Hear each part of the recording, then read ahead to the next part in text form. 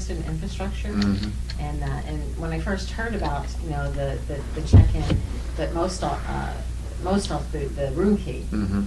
I thought, well, that's just great. What's a franchisee supposed to do? Just go ahead and retrofit everything and then pay the bill? But apparently it was handled and planned in such a way that it's going to be minimal cost to no cost for Right. franchisees to make the switch. Right. So the new generation coming up with the phone in their hand and all the information they want to be able to do what they want to do when they want to do it, Mhm. and they won't necessarily have to talk to anybody about it or stand in a line or fight for anything. It's instant access and it's instant gratification. So we're all headed that way. We just need to jump on board and get it going. Looking out into the future, everything's going to get faster, everything's going to get stronger. So how do you stay up with all of that? Mhm. And you just have to, invest in the infrastructure. You've got to have the technology to do it. You've got the smart people to tell you where are the important things to spend on today, because you can spend all your money and not do anything. So there's got to be a lot of strategy to it. Mhm. We've been focusing on straight to room. We think that's the next evolution. And because all of our hotels sit on one platform called OnQ, we can roll it out to every hotel in the U.S. Very quickly within a year. And basically, you'll be able to get online, you'll make your reservation, you'll pick which room you want to stay in, Mhm. and then you'll get a download that tells you go to room 217. Click the button and you walk right in. So we've got all your information, we've got your credit card on file, we know who you are. We don't need to see you at the front desk. Now, we've got people at the front desk that will help you if you want to go that way. If your phone battery dies, we can still check you in. It's not a crisis. But anything that we can do that gives the customer direct access to room service, direct access to reservations, to concierge, where do you go for that great meal? Mhm. That's what differentiates kind of the branding versus some of the independent hotels that can't spend that money on all the infrastructure and technology to kind of set you apart. Right. Robbie, what about you? What have you seen?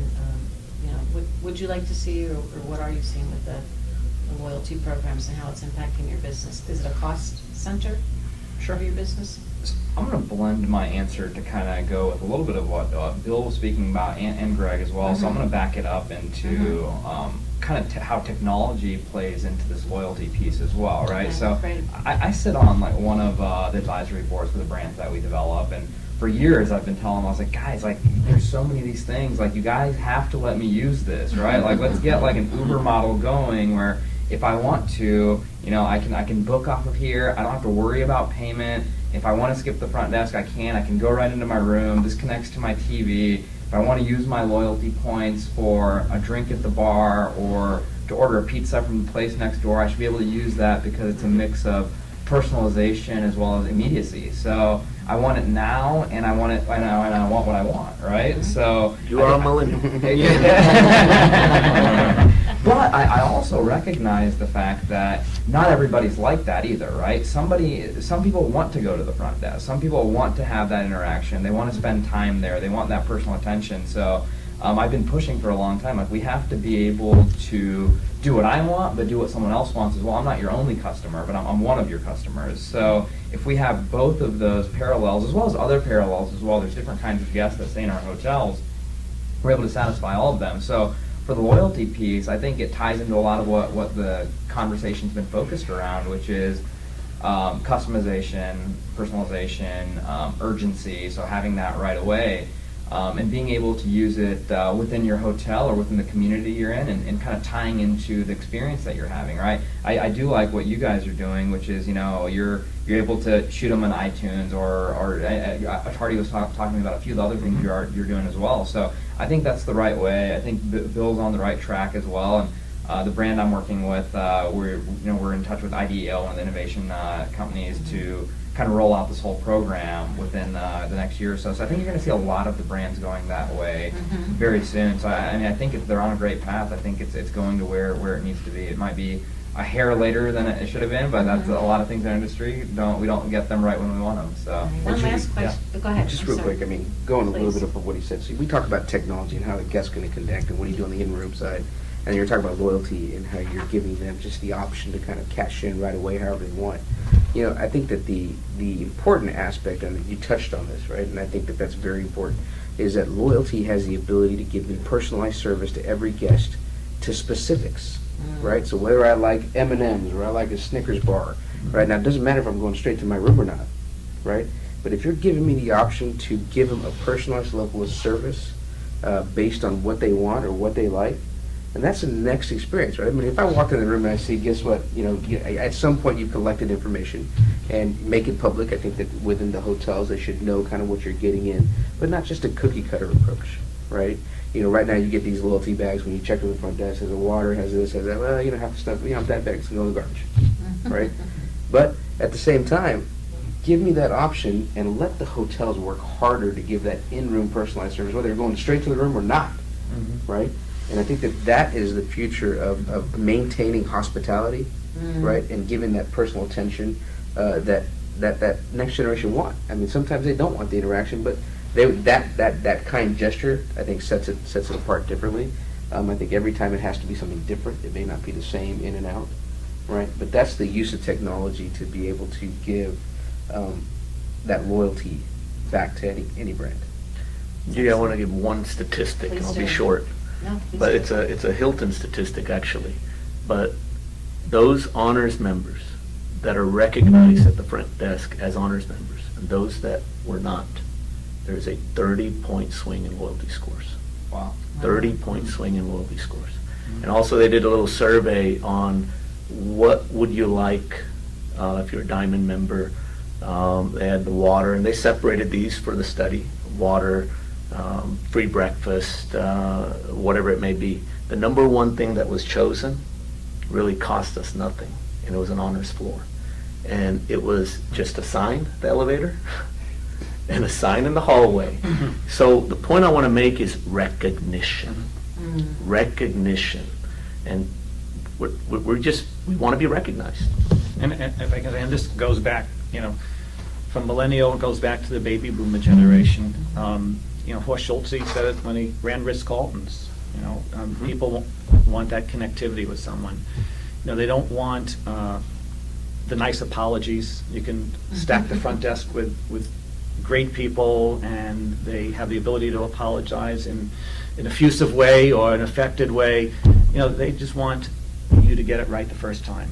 If the key doesn't work and you come back and they apologize, well, can't you just get it right? And so that's important. And they just want flawless execution, and they want it to be done in a very responsive, accelerated way, the check-in, the whole process. So as much as you have all the technology and being able to check in mobilely, the connectivity with the human face, think back on a guest stay. What's the memorable part? I mean, a recent stay I had in a full-service hotel was on the concierge was. Concierge was just unbelievable. I mean, she just felt like I was everything to her for that 20 minutes. You feel special. And you do feel special, and you go back. So yes, the mobile check-ins, all that, all the ways to connect, the Wi-Fi is important, but that is like the basic now. Okay, now what are you going to do for me? What's the encore of my check-in? I just had a very similar experience just here in the hotel. I got in Monday night rather late, with the 3-hour time difference, so I was hungry. I mean, I wasn't super duper hungry, but I wanted a little something, something before I went to bed. And I asked, and of course I don't know the area, so I'm like, is there a restaurant down the street? Is there a little market around the corner? I don't know. So I asked the bellman, and he said, well, what, can I ask what you would like? And I went, I just want a little snack.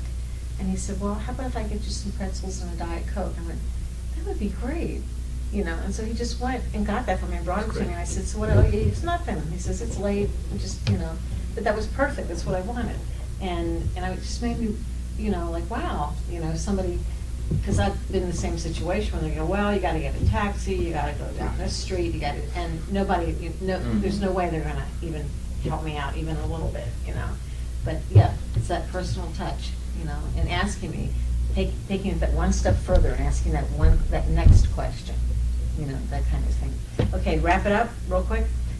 Moving on to another subject, and I'm eager to talk to Greg about this because you sort of, or have remade the RLHC guest loyalty program, and it's now called Hello Rewards. You've abolished the points, and basically, and again, I don't think that's a millennial thing.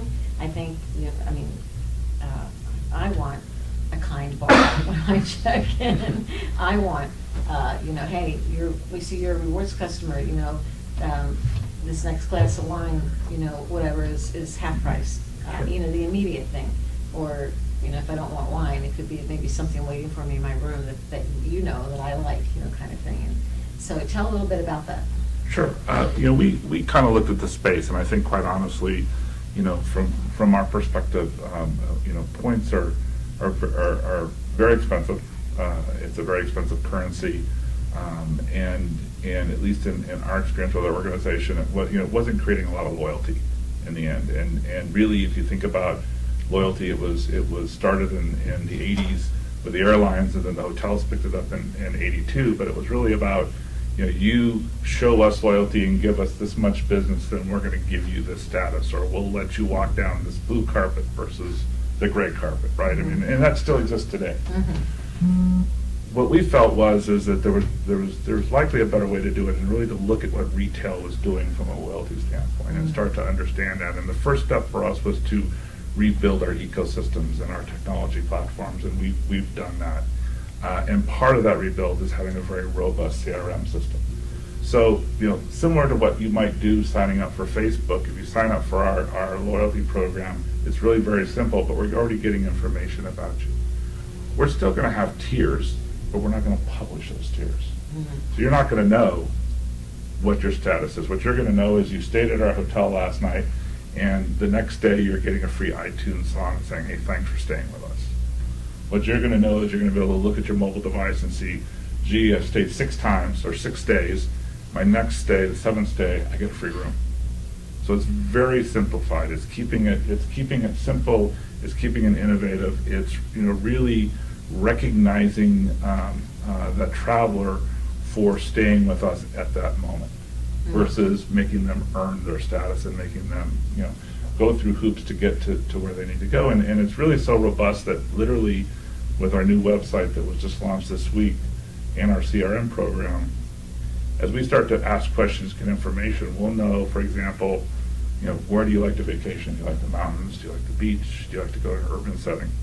Well, based on that, when you pull up our website, the images will be either beach Oh, cool. or mountains or urban. So all of a sudden, you're starting to get this integration with the system that you've never seen before. So it's really more of a retail-based program. Okay.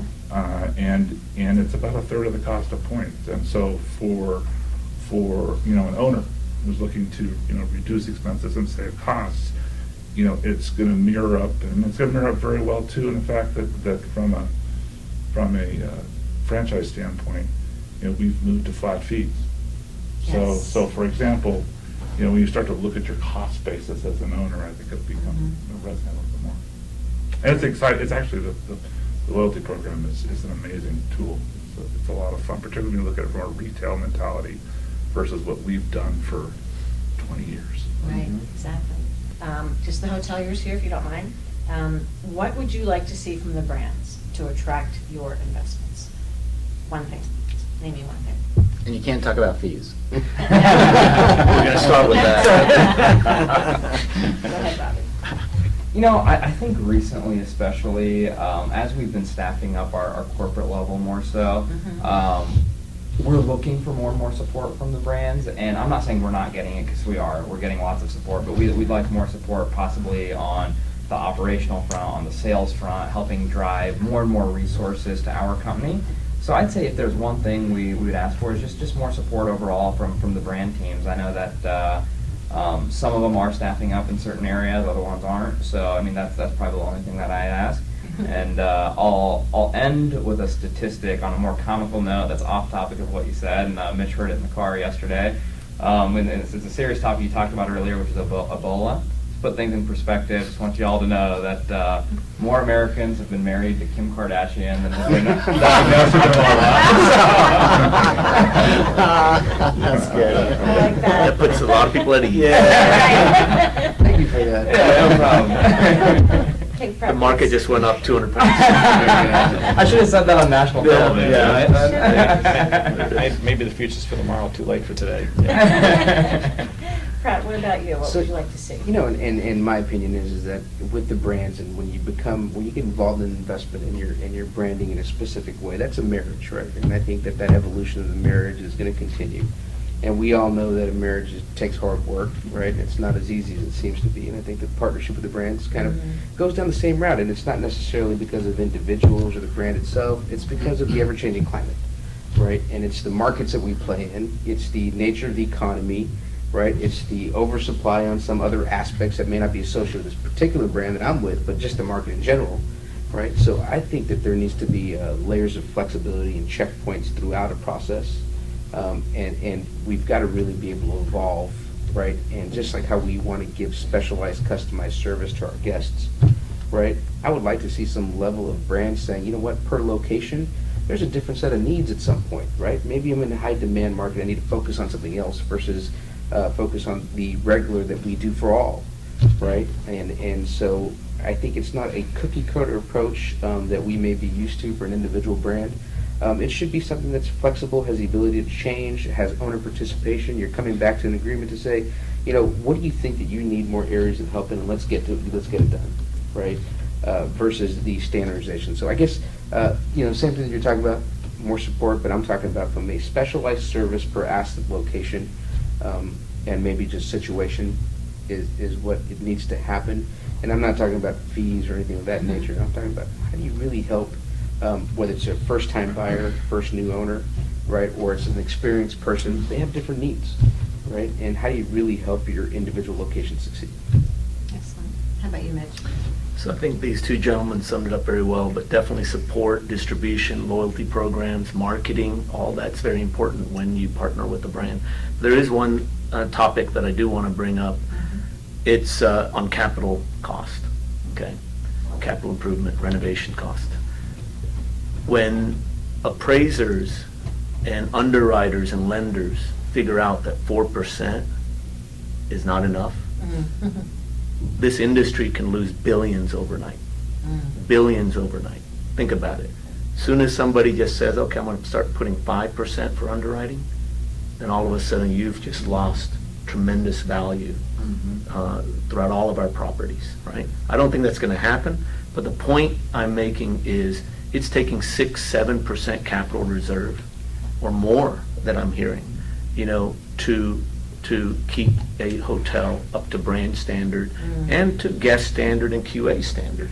And so we talk about the lifestyle brands, and design is a big component of it, right? Everybody is pushing the envelope design, and we're guilty of it too. So how can we design these prototypes to be more timeless, okay? To not have the glass green tile, right, in the tub, the showers, right?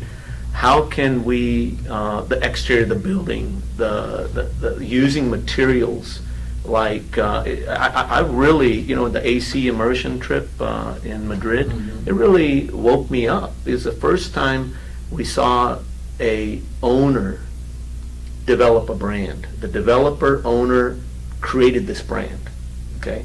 Not some brand company or an architect. It was guys like us that developed the brand for himself, right? So the hotel that I stayed at, it was 13 years old in Madrid, never been renovated yet. More importantly, it didn't need to be renovated. I've stayed at hotels that have never been renovated, but it needed to, right? So, but using the flooring materials other than carpet, I really think as duvets are the norm now in our industry. I really believe carpet's going to go away. It's going to take time, but do we think of carpets in hospital rooms? Okay, so it's more hygienic. You have allergies. It's actually easier to clean. We figured out the sound, and it lasts longer. Okay, so these are the kind of things, using carpet tile, using certain colors, right? And it's okay to use orange on pillows and some artwork but definitely not on tile in the lobby. Remember that teal green tile back in the 80s, right? But these are the kind of things that I just ask the brand companies to get a good group of owners together and along with the brand team and come up with ideas that where we'll get more life out of the huge investment that we make in the capital initially. And we're ones to spend more money up front if we get the return on investment. Absolutely. But to renovate at 6-year, 7-year mark, extensive amount of money, it has taken more than 4% to do it. And that is a huge impact on our industry. So that's my point. Thank you so much. Thank you, everyone. I think it was a great conversation. Well, thank Thank you. you. so Good deal. much. Thank All right. you.